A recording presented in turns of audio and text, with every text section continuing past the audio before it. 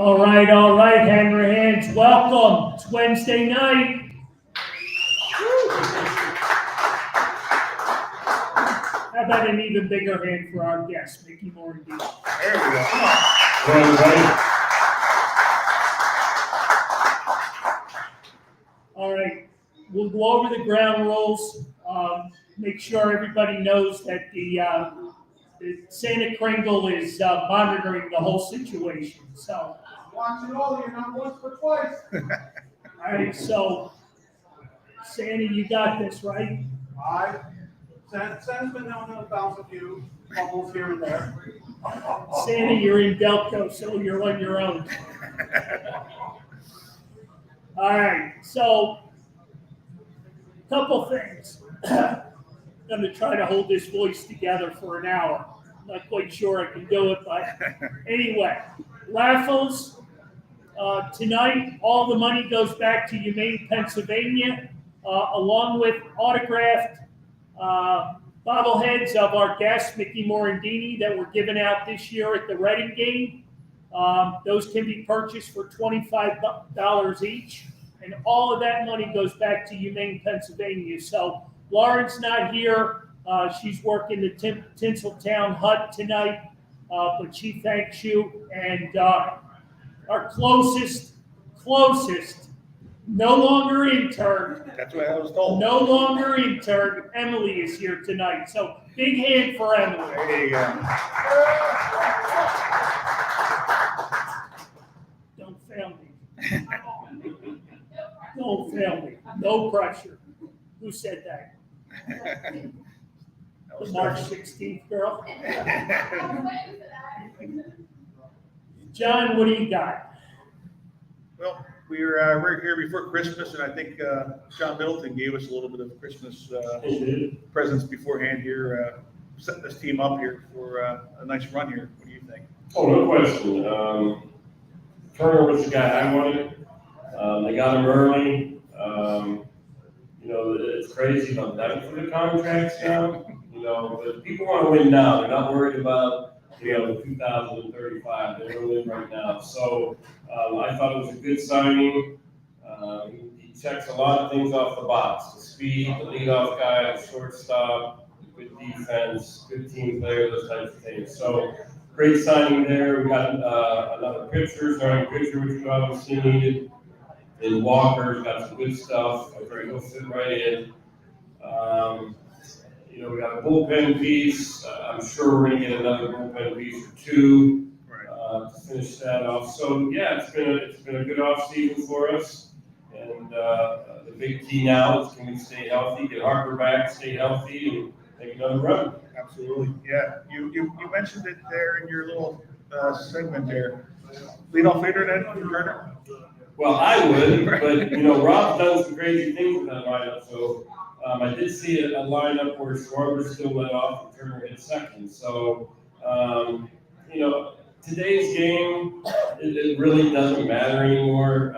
They don't value the leadoff guy like they used to with speed and getting on base and making things happen. So we'll see what happens. But Trey's done. He's led off. He's hit second. In a perfect world, Schwarber leads off the game, hits a home run, and Trey can come up, get a base hit, and steal a couple bases for the middle short. Right. Yeah, we'll see what happens, but I don't think it's not really that big of a deal who leads off anymore. Right. I mean, we just went to the World Series with Schwarber leading off, right? So How bad is that? it worked. 48, 47 home runs, Right. whatever it was. Right. So at the end of the night, he's back to ninth. Well, yeah. Yeah, it's definitely a different world.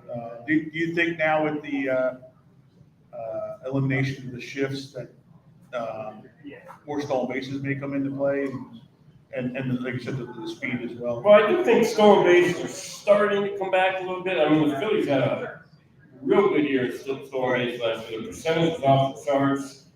When your catcher's still in 20-plus bases, you're doing something pretty good. So, Turner has the ability to steal 40, 50 bases, and he has a good on-base percentage. So, and they're making the bases bigger, which I really don't understand, but they're making the bases a couple inches bigger, so that's going to play into, plays at first and stolen base and things like that. So, Yeah, I think the stolen base, one of all the analytics things have kind of gone away with the suicide squeezes and the hit runs and things like that. I do think the stolen base is starting to come back. Now, as a former player, what do you think of the bases being enlarged? I don't know if we ever really got an explanation other than they want to create more offense. But if you want to create more offense, put the ball in play a little bit more. How about that? That's Quit striking out so much, but they're always looking for ways to try and improve the ball game, the baseball game. I don't know how this improves it or not. We'll find out. We'll see how it goes. I'm sure it's going to all those bang plays at first. Maybe they are going to be safe now instead of out. Maybe we will still a few more bases, but we'll see how it goes. I'm all for making the game better, but I'm not all for just changing the game to change the game. So we'll see what happens. Yeah, I think it might be a little bit not comical. I don't know what the exact word is, but it's just like improving the game, not in the right way. You know what I mean? Like you said, there's a lot of plays. You look at all the instant replays where it's like inches, right? You know that right. It's going to make a difference in stolen bases and bats and stuff. But is it really that much importance? Like, we'll see. We'll see if the offensive numbers go way up, and if they do, is it attributed to the bigger bases? I'm sure with analytics out there now, those numbers for everything, so we'll find out. It won't take long to find out. Right. That's for sure. Have they had a chance to evaluate, because they started this in the minors, right, last year? I believe so. Yeah, and I've been trying to find out if it made that big of a difference, Well, I would assume it did, and then that's probably why they're doing it. It made a difference down there. The pitch clock made a difference down there, so that's why they're bringing that in. They've also tried some crazy things like you can only throw to first base twice as a pitcher, and then if you try it a third time and don't get him, it's a balk. They've tried that to try and speed up the game and create more offense. So I don't think that was implemented yet, but that's another crazy thing. I think that is this year. Maybe it is. Yeah, maybe it is implemented. So that's another crazy thing that we'll see how it goes. Yeah, that to me, again, is another one that's kind of doesn't make baseball. Right. Where you're taking an element away from the pitcher because once he does it once or twice, now he can't do it again. Well, he can do it again. Right, but you can't just take off because he can, then he gets to pick you off. But it does. If you throw there twice and you don't get him, it does create some issues for that pitcher. Right.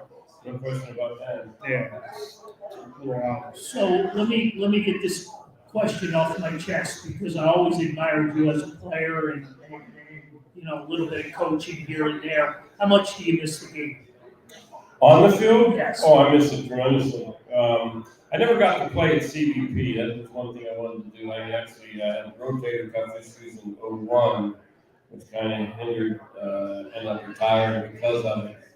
And CBP opened in 04, if I'm correct, so I never got to play there. I got to play at the lovely Veterans Stadium for 11 years, but I miss it. I coached for a couple years in the big leagues. I coached for 5 years in the minor leagues and 2 years in the big leagues. But when I was in the big leagues, we were awesome. We had no talent. There were no fans in the stands. We were bad. We came in last place a couple of years.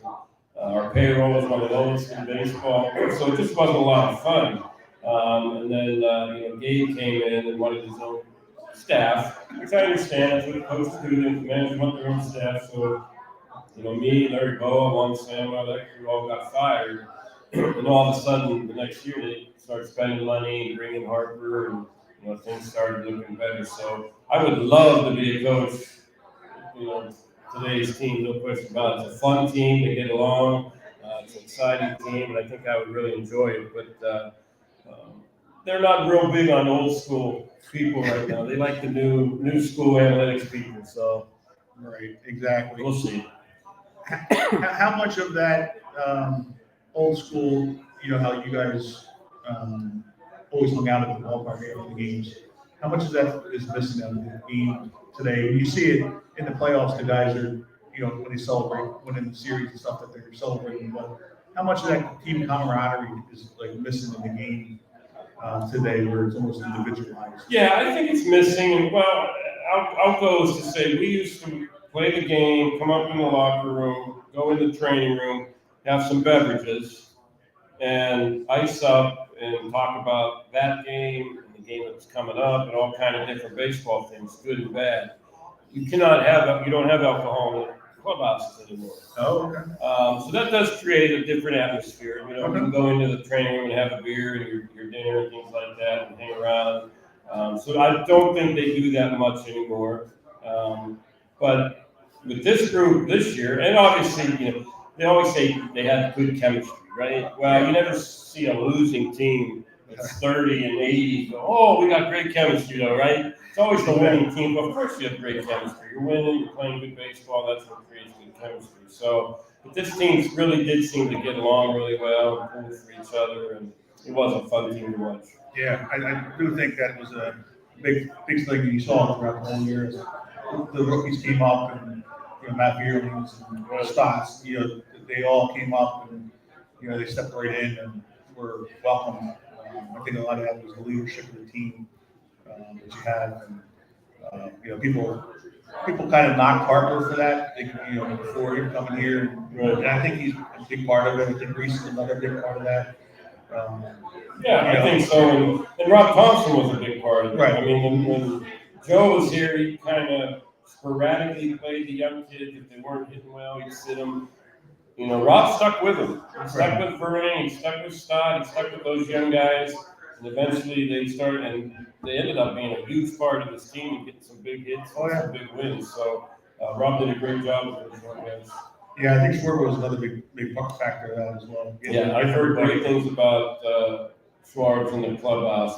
Some people have compared him to Darren Dalton when I played, so that's a huge compliment. Yes. So kudos to Schwartz for getting that group together and keeping them together. Especially in May, they were 22 and 28. Harper gets hurt. And I'm sure everybody around is like, all right, how are we going to look for next year? And all of a sudden, they took off. They took off without Harper, and that was huge. So Rob obviously did a great job. Yeah, I mean, have you had months, maybe not in the power, how Schwarber's June, he takes off, and it's almost like it's a given thing. I mean, you have streaks like that. Not I hit 30. Schwarber hit more homers in a month than I hit in my career. So.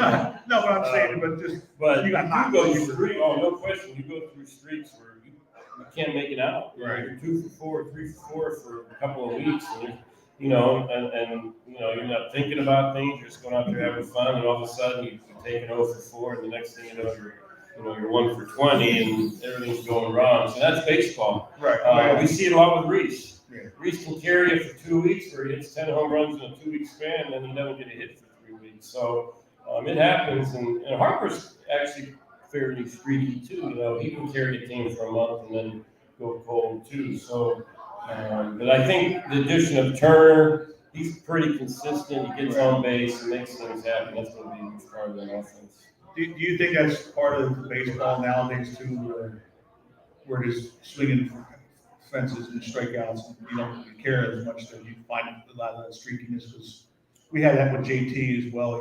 He struggled the first half and then had an amazing second half. Yeah, a lot of it has to do with your swing. They're teaching this uppercut swing now with the launch angle, and that creates a lot of holes in your swing. So when your swing is good, you're obviously making good contact. You're locating where that barrel's going, and you're hitting the ball well. But with that uppercut swing, you got to be almost perfect a lot of the times. And I think Reese has actually changed his swing. A couple of years ago, he really is uppercut. Yeah. He's leveling out a little bit more. And I know Schwarber always talks about swing and level. So hopefully that comes back. Nobody really values the average anymore, the RBIs anymore. It's all about OPS, getting on base, driving the baseball, getting home runs. So hopefully, maybe with the shift being taken away here a little bit, maybe that batting average starts coming back, and we have a little more, like I said, nobody values the RBI anymore. They always say you could put anybody in the 4th spot, he's going to drive in 100 runs. I don't believe that. But that's what they say. How about a guy like Castellanos? How do you think he's going to bounce back? I think he'll rebound. I don't know if he was healthy all year. He had a very strange swing to me. He always got out on his front foot. He was very overly aggressive, as we saw, not the Castellanos that we saw the last previous years. So hopefully there's something in there that we can fix, because he's a huge part, especially with Harper being out for a couple months. He's going to be a huge part of that offense. So hopefully he can fix it, because he really wasn't driving the ball. He was late on a lot of pitches, and it just looked like he was really just drifting into the baseball, and that's not a good swing for major league ball players.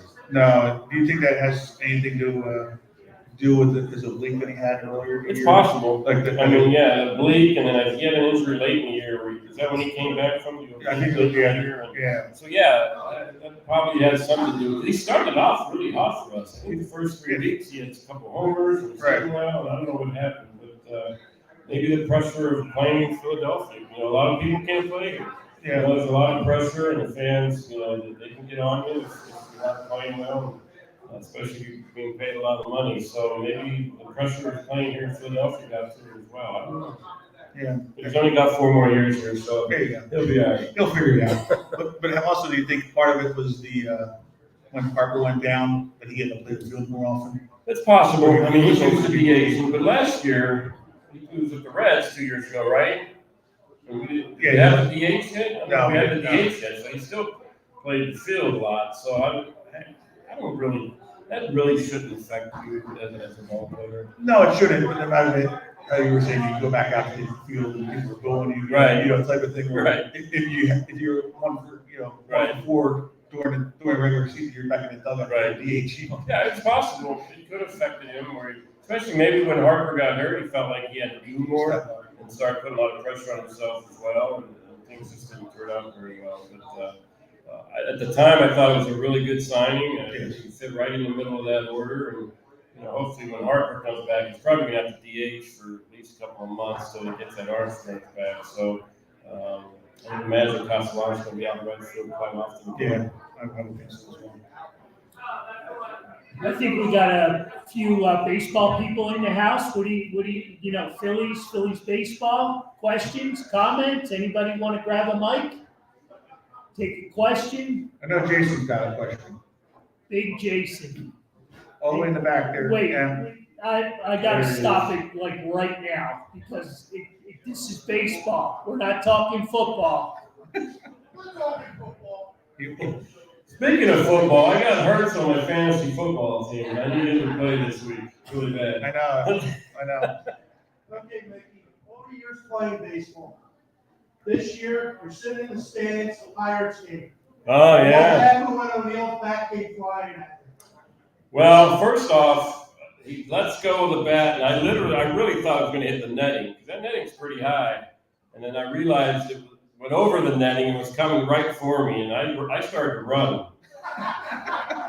And the lady in front of me got the bat. I think she was like 24, but she just had a birthday. It was her birthday. Actually, it was her birthday that day. Right.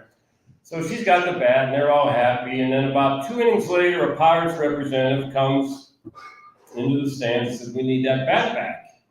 So everybody around is like, "Don't give it back, don't give it back." And you really don't have to give it back. Anything that goes into the crowd, you do not have to give back. But the peer pressure got to her, so she gave the bat back, and they gave her another bat, but it was like a crappy bat. I don't even know if it was the same player's bat. So I got a text from the people up in the front office that says, "Come and meet us in the above the seats there." Concourse, thank you. Concourse. And so I went up the next inning, and they had a Bryce Harper bat, and said, "Give this to her, because we feel bad." They felt bad. They took her bat away. So I brought the bat down, and they said, "You're going to be on TV while you're doing this." And I was like, "Great." So they made me look really, really good, actually, because everybody thinks I, set that all up with the Bryce Harper bat. So that's our little, it stays in Hanrahan, stays in Hanrahan, right? So yeah, it was muted it then. oh yeah, it just went out to millions of people, right? So yeah. Yeah, millions.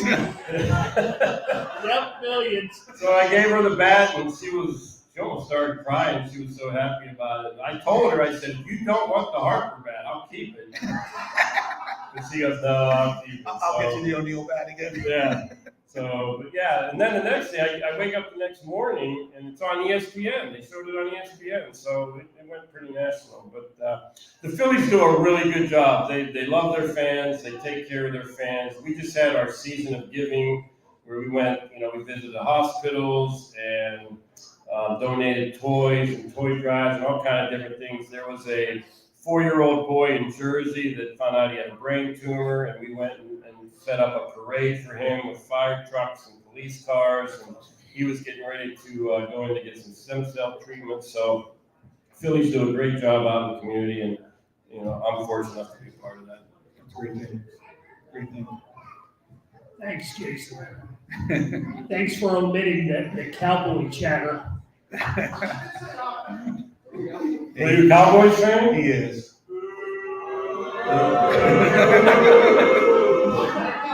How's that happen? How do you become a Cowboys fan and live in Philadelphia? Yeah. Okay. I'll tell you after the show. Is that right?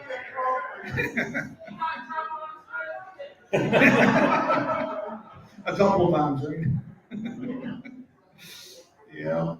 All right, so let's throw a little Kringle into the night, and normally we go with some sports trivia. So we're gonna go Christmas trivia, just to see where you guys are at. We're what 4 days away, right? We got Santa in the house. Let's hand Santa the mic and let's see where we're at with Christmas trivia. We figured you were going to study up on Mickey Moore and so we threw a wrench in there. Yeah, we all know about Indiana and, second base and unassisted triple play, And if you think I'm gonna make this easy and ask you about Christmas movies, oh boy, are you wrong. So we are gonna have some real Santa Claus trivia. So the first question is, what year was Santa Claus born?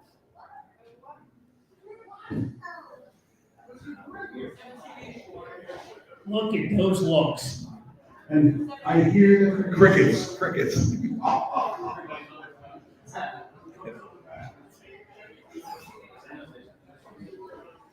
All right, Santa, give him a little help. You got a hand back there? Okay. All right. very quickly. Pete's got a good cell service over there.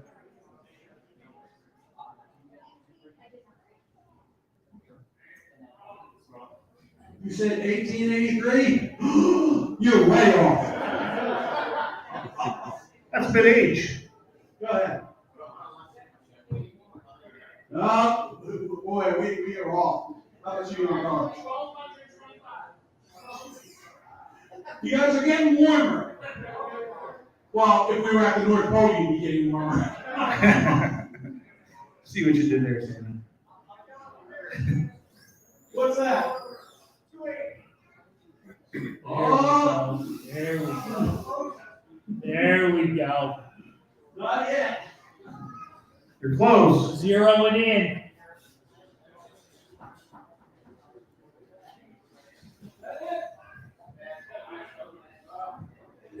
Oh boy. Maybe we should have stuck with the sports trivia. See, my trivia is not too bad now, is it? No. A lot of less dead air. Santa, did you bring the cold? Should I try another one, Carl? Did anyone guess? No. All right, why don't we, All right, I'm going to try and make this one a little bit easier. In Sweden, what do the children leave for Santa Claus on Christmas Eve? I thought you said we were going to make it easier. Well, if there's anyone from Sweden, it's very easy. well, wait a sec, we're in goddamn Delco. Delco does not have a big Swedish population. We do I not. saw an IKEA. Santa, you're gonna get cold in a minute. Wow. All right, good thing I have backup trivia. Maybe this wasn't such a good idea. I told you to stick with my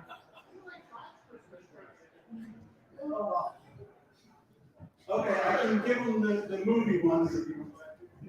Hey, let's get a winner. How about that? Yo.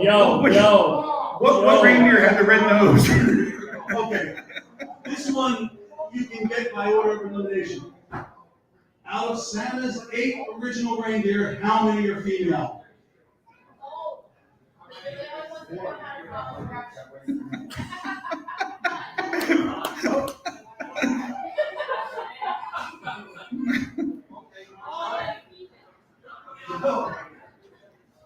No more making fun of John's trivia. Holy cow. Where did we lose this? One.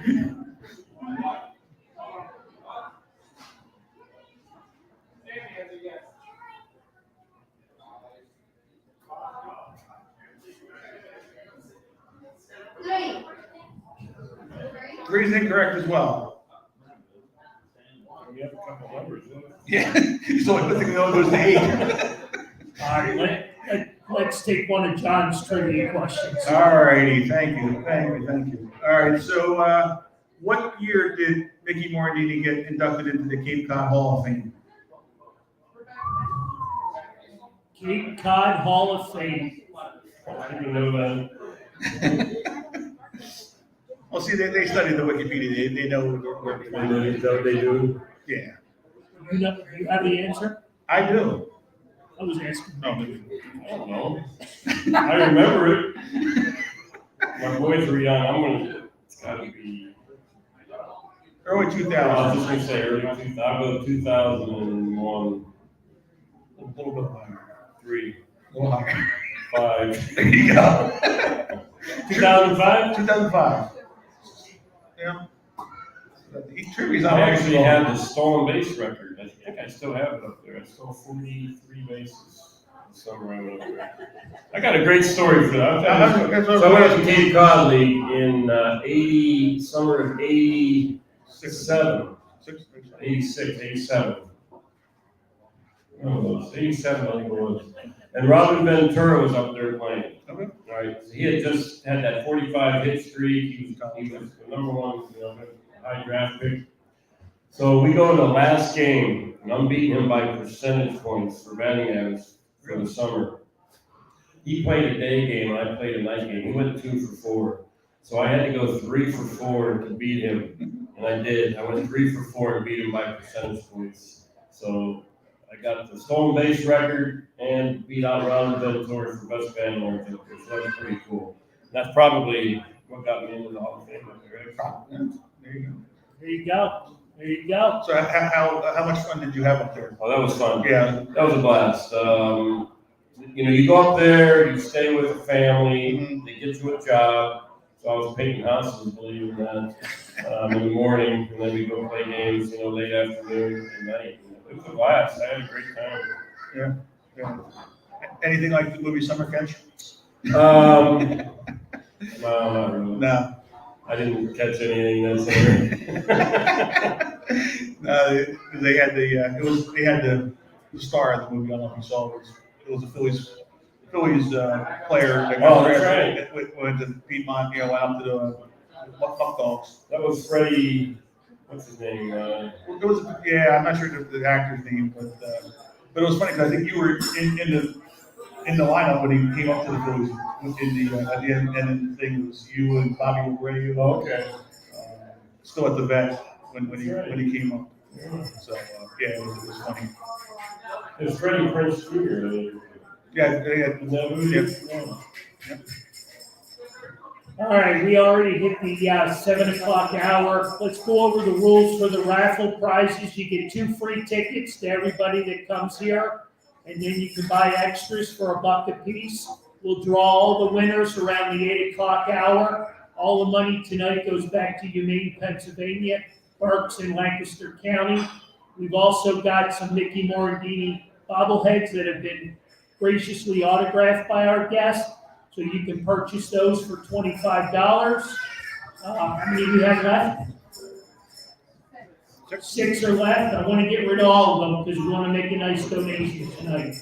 So I got an announcement.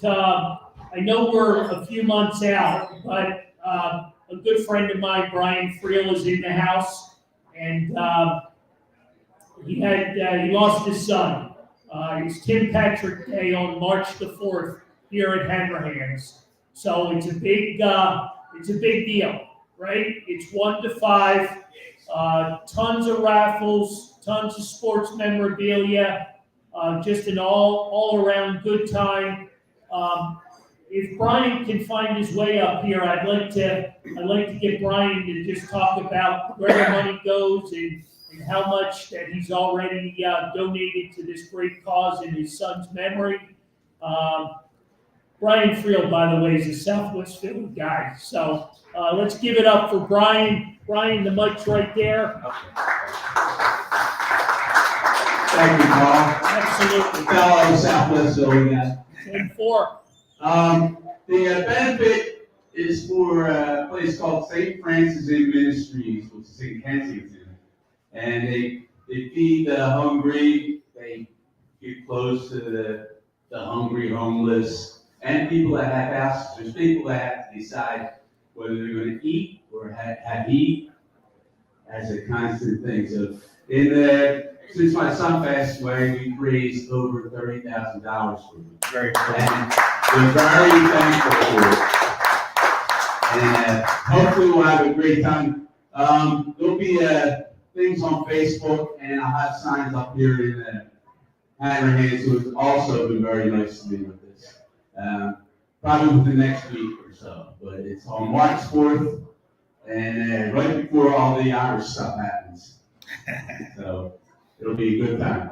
Thanks for listening to me. Thank you. Thank you all. Absolutely. So it's a great day. I'll be here. There'll be lots of sports memorabilia donated. Come out.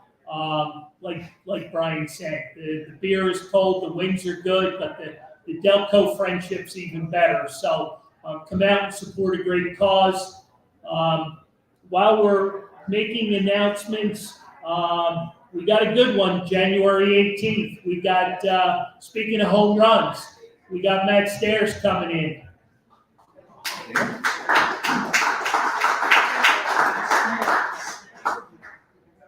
We can lead into a little bit of spring training and the shenanigans down there for Dream Week. Fantasy camp, yeah. Fantasy It's camp. right before he comes down. Yes. Yes. Yeah. Yep. Yeah, we have a really good year this year. We have 145 campers. I'm the commissioner, so I'm in charge.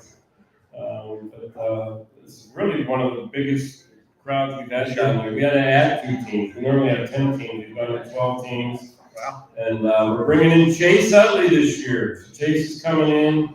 We're working on Jason Worth coming over. He lives down in that area. Charlie will be there. Bo will be there. Some guys from the 93 team, 08 team. So it's a good time. So if anybody is interested, we're full for this year, but we always like new players to come down for the following years. I was just going to say, with announcing that Chase Up is going to be there, you need to add another 10 more teams. We might have to. If not more. Chase is working in London now as a representative of MLB, promoting the game over in London. He took his family over there, and so it's pretty cool. He's going to fly back for the week and join us in Clearwater. It'll be pretty fun. It will be. Yeah. I think we got a camper in the house. I mean, he was down there last year. Where is Steve? Yep, there he is. I already met him. I already talked to him. You picked the wrong year, Steve. Did you get any hits last year? He said he got it 975. 975. That's what he says. We don't know. I don't know about that. I saw some bad videos. That's all I have. I don't know. He'll be there. Is that who you played for, Mariano? Oh, you were Charlie, okay. Even Charlie couldn't be straightened out. No. That's how bad it was. That's true. It's Christmas time and we're busting balls, so it's all good. Because either that or we were going to have to bring Charlie back and he said he batted 975. Charlie could make him bat 975. There's no way. What did you hit? 293. Okay. I was over 5 the first day, but Charlie taught me how to hit. Is that right? Did he help you? He did, totally. Good. That's He told what him it's all about. He told him to close his eyes. Did he tell you to quit playing? Told me to push my ass a little more. There you go. There you go. All right, questions, comments? We got a great conversation going. Let's keep it going. Any hands? Any questions for our guest?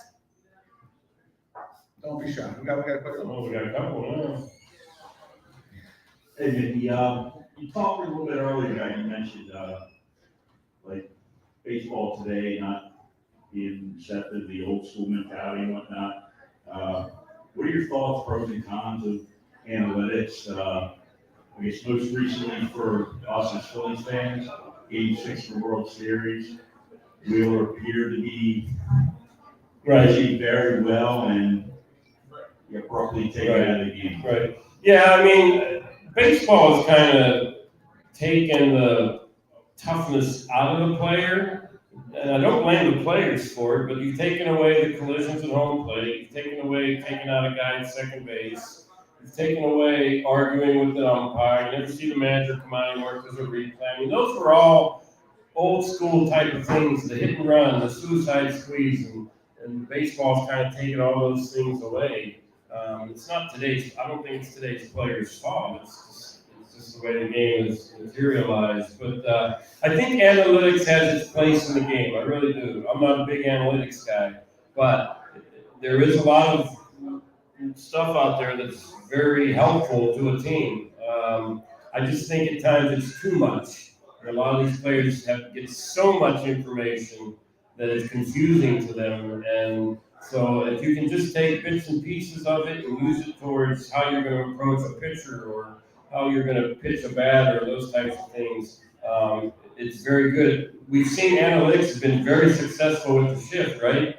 Yep. We put so many guys over there, and these guys keep hitting into the shift, so it has worked. The analytics part of it, the defense part of it. So there are some good things out there. As far as taking the pitcher out, I don't know if that was so much analytics as it was just that's what Rob did, and he was very successful with it. You know, he took his starter out when he felt that they had enough, and he brought Alvarado in, and he brought Severino in, and those guys, and it worked. It really worked, especially in the playoffs. Those guys were lights out. So I don't know if that was an analytics thing or not. It was just, I think that was more of a gut feeling for him that we're going to bring the lefty, even though the lefty had a really good OPS against left-handed pitchers. He had a gut feeling that was the best matchup. It just didn't work out. Now, if he comes in there and strikes him out and gets the next batter out, we probably don't say a word about him taking Wheeler out, right?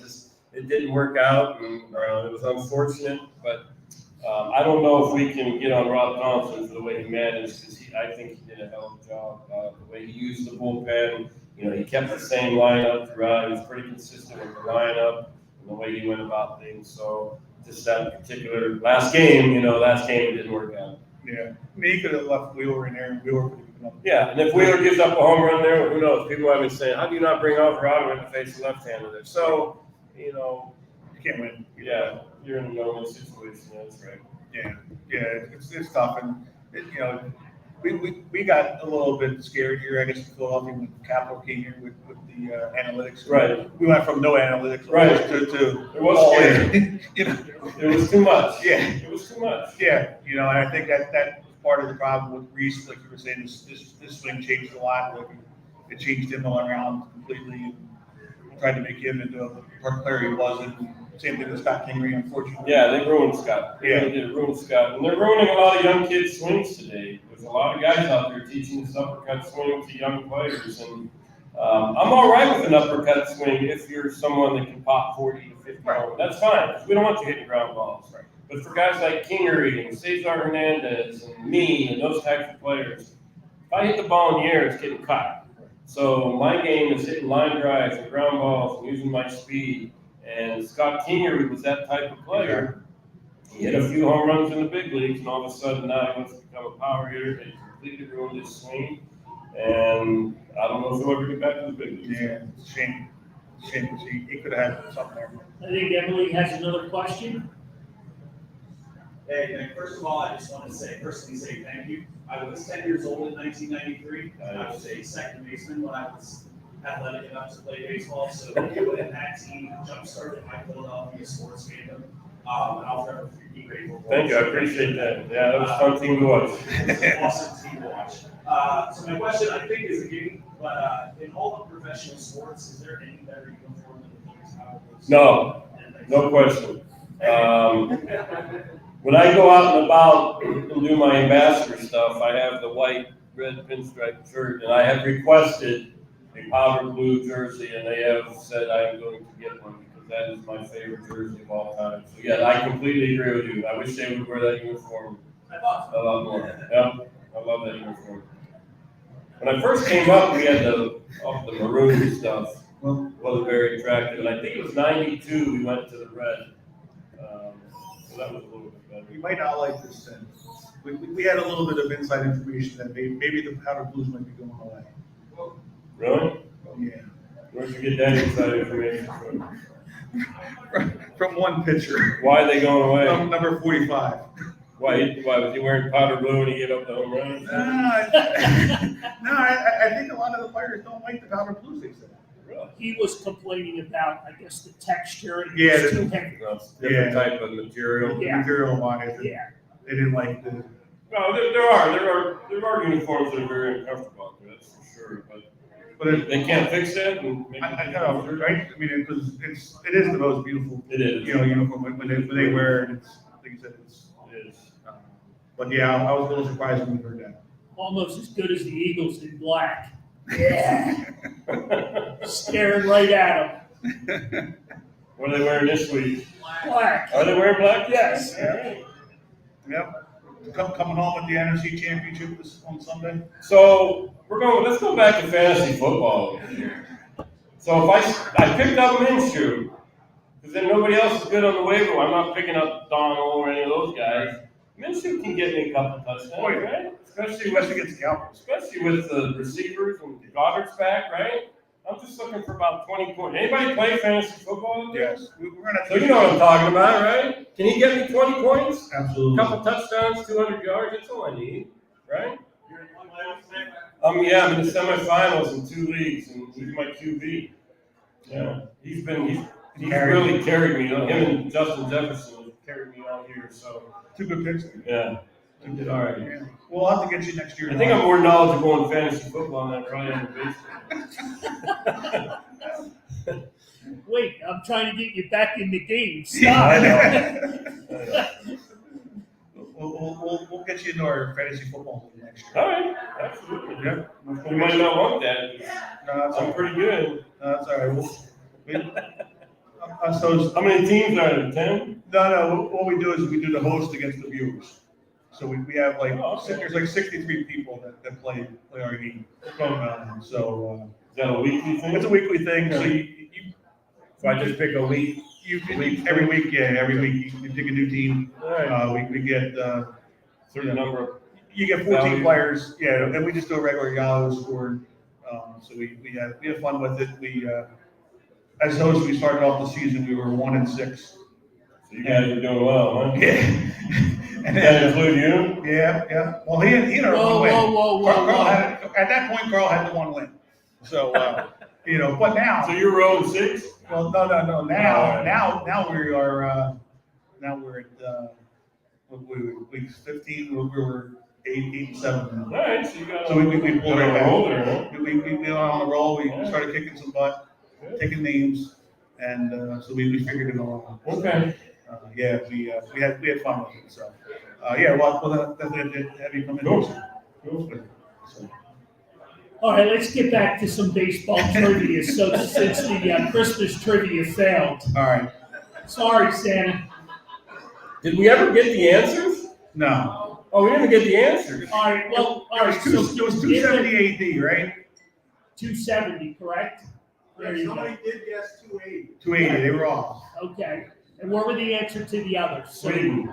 So Sweden, the children need coffee for Santa Claus. Coffee, okay. And there are 2 female reindeer. And if you say the names, they make sense. It's Cupid and Vixen. Those are the females? They are the 2 female reindeer. What was Rudolph's mom's name in the Rudolph movie? Oh, you got Santa's thumb. Come on, Santa, come on now. Trudy. Trudy? Tree. I thought Rudolph's mom was one of the original 8 reindeers, no? Come on, Santa. Now, No. we're gonna have to, I know his father was, No, his father. Okay. because his father was Comet. Okay. And Donner was the coach. Gotcha. Santa seems a little shaky right at the moment. Don, you can still change your name on the list. I'm always on the bad list, so I don't care. It's never changes, I understand. All right, you can go to your trivia. All right. All right. Good call. Yeah. So what year did Mickey play in the Olympics and win the gold medal? Ooh. Good there. Mike Schmidt's ready to answer. 88. 88 is correct. There you go. Were you born in 88? 77. 77. So how much fun did you guys have over there with That was fun. That was it was a grind because the Olympics were late that year. We didn't have the Olympics till it was late September. Oh, wow. So we had tryouts in June. They announced the team in July. They brought in 60 college players. I was fortunate enough to be one of the top 20 that made the team, and 15 or 20 made the team. Pat Combs, who was our #1 draft pick that year, was the last cut.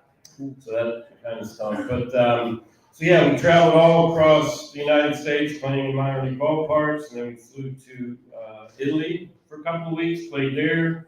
Flew to Japan for a week, played there, and then we flew over to Seoul and went to the Olympics. And, the only bad part was there was no Cuba that year. That was the powerhouse of baseball back in those days. They boycotted the Olympics. So we beat Japan in the championship game.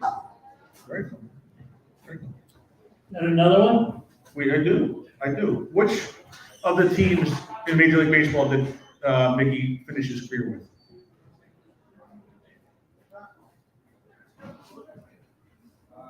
Toronto? Toronto is correct. Yep. Very good. Toronto is correct. Who was my manager? It was one of my previous managers, Jimbo. Jim Fregosi. Yeah.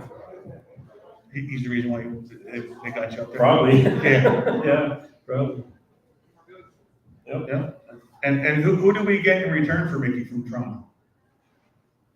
I know this one. Yeah, who said it? They just said it. Rob Ducey. There you go.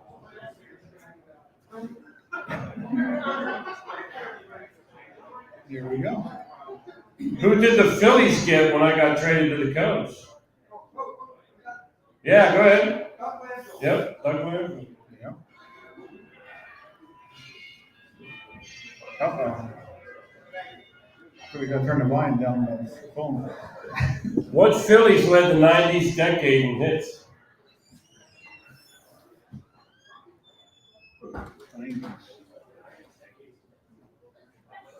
That would be you. Why would I ask that question if it wasn't me? Yeah, I had 856 hits in the 90s. Yeah. That's just because I was here the longest, probably. Questions, comments? Did you know that? I did not, no. But I figured it was a loaded question. All right, and then, did I already ask the Indiana question? Yes. Well, No. kind of, sort of. For the records? Anyone? No. No, I didn't. You gave away the Indiana answer. How many records does Mickey Morandini hold at Indiana University? Ozick is not happy with that question.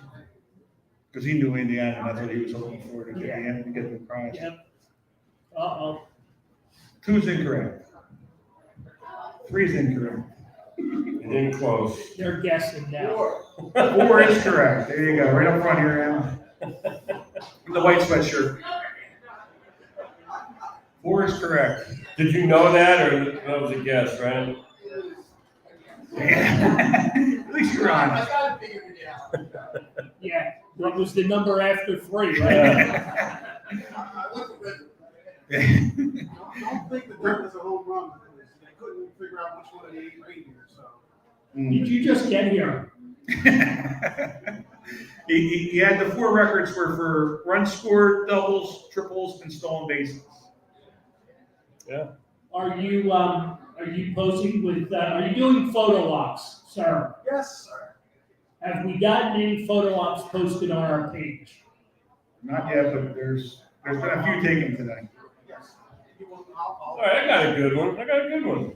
There's 5 Philly second basemen that are in the top 20 in fielding percentage all time. Let's say they were in the organization. I won't say they played in the big leagues, but they were in the organization with the Phillies at one time, or played in the big leagues. 5 Phillies second basemen, they're in the top 20 in all-time fielding percentage. Can you name the 5? Nope, Dave Cash is not one of them.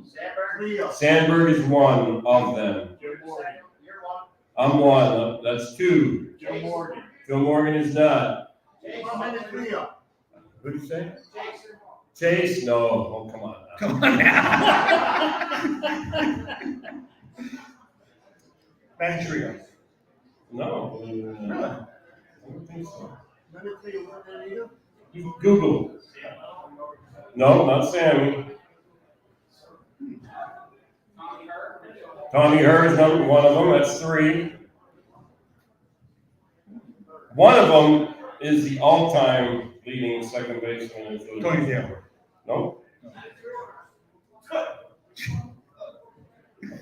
I'll give you one. It's Neil Walker. Okay. And then the number one all time. Anybody know the number one all time fielding percentage for second baseman? He was here probably early 2000s, maybe.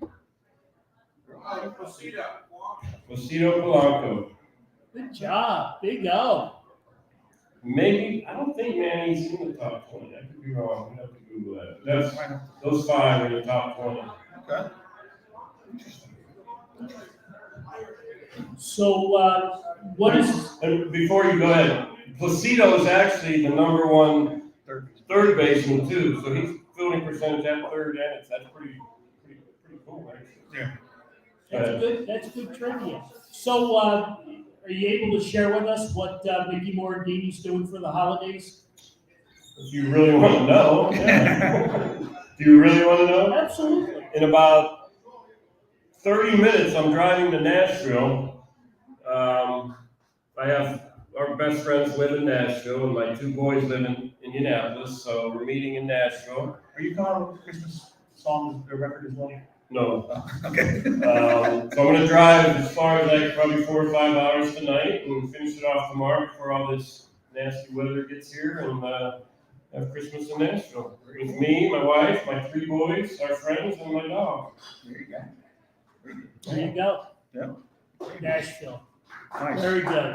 Very nice. All right, the show's winding down.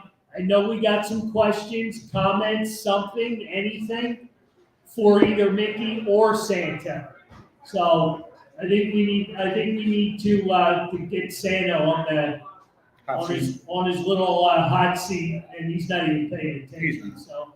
But how about the '93 series with the Atlanta Braves? You with the big line drive off. Yeah, that was, to get that. that whole year, nobody had any expectations of us. We came into the year supposed to come in last place in every major publication, and everybody get up to the hot start, and then just kind of took off, and then all of a sudden you get 40,000 Philly fans, 45, 50,000 Philly fans at the ballpark. We had guys that have career years, we put everything together, stayed healthy. We go into that series major underdogs. I mean, you're facing Maddox, Smokes, Glavine, and Avery. You're going to be underdogs. Lenny had a great series. Hit the home run to win game 5, I believe it was, in Atlanta. And then we come home and get game 6, beat up on Maddox a little bit. But longest ballpark I've ever been associated with was that night, game 6 at the vet with 55,000+ people screaming. Yeah, I thought the place was gonna fall down. I was there with my uncle. And it was loud this year. Oh, yeah. I mean, it was loud, but I'm telling you, it was not as loud as that ballpark at the vet in '93. Yeah, I guess it was the bowl. Yeah, that was part of it. Plus, you got another 15,000 fans yelling too. But, yeah, it was electric. Yeah, that was definitely a good time. And, Let's talk current team a little bit. Take a couple of minutes. What are your expectations? I mean, where do you think we can be? Oh, the Mets just went out and spent, $1 zillion just to spend $1 zillion, I think. I think we can be as good as we were this year. I really do. But obviously, health is the issue. We got to stay healthy. We got to get Bryce back healthy. Hopefully, he's back around June. And then, the starters, we're not real deep starting pitching wise. We got to stay healthy there. Hopefully, they can go out and maybe get a couple of veteran arms to just give us some depth at least. Even if they're in AAA, just give us some depth. I think the bullpen will be fine. If we can get another arm down there, the bullpen will be fine. But I think Turner takes this offense to another level. I think he really does. And he brings so many different things to the offense.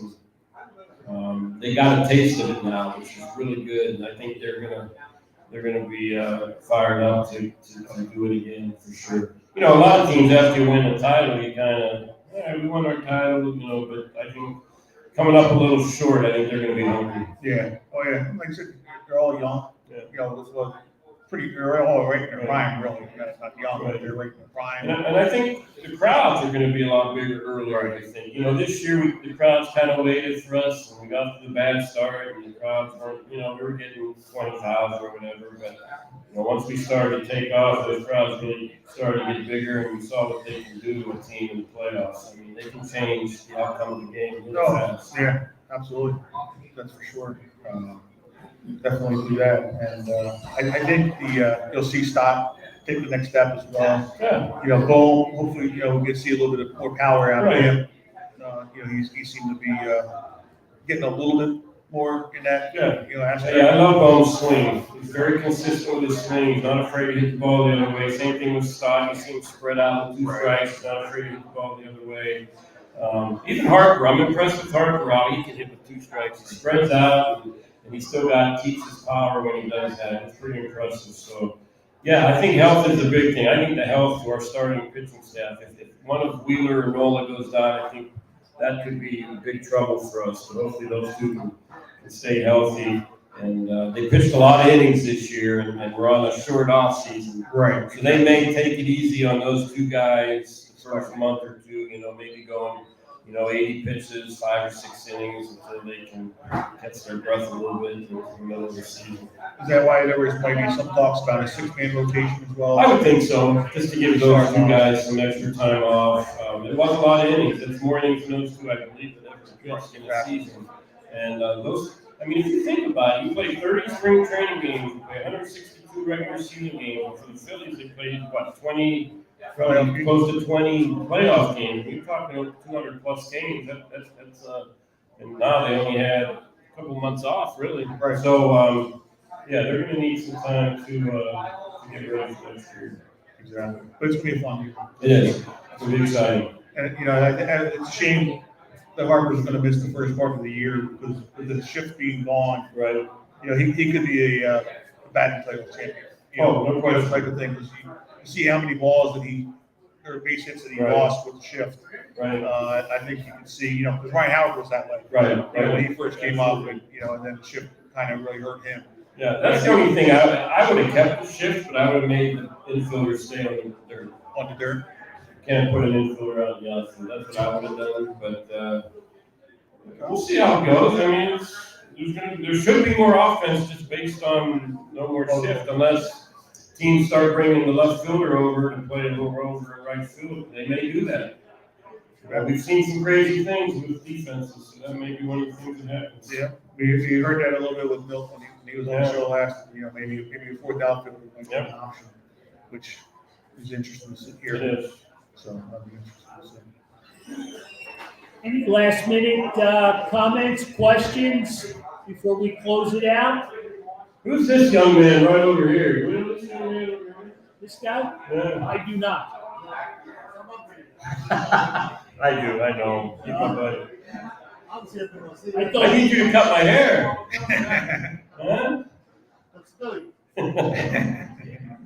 All right, again, I want to thank everybody for coming out. I want to thank the crew here at Hanrahan's. I want to thank just Jimmy Clark and the whole staff for hosting us all year.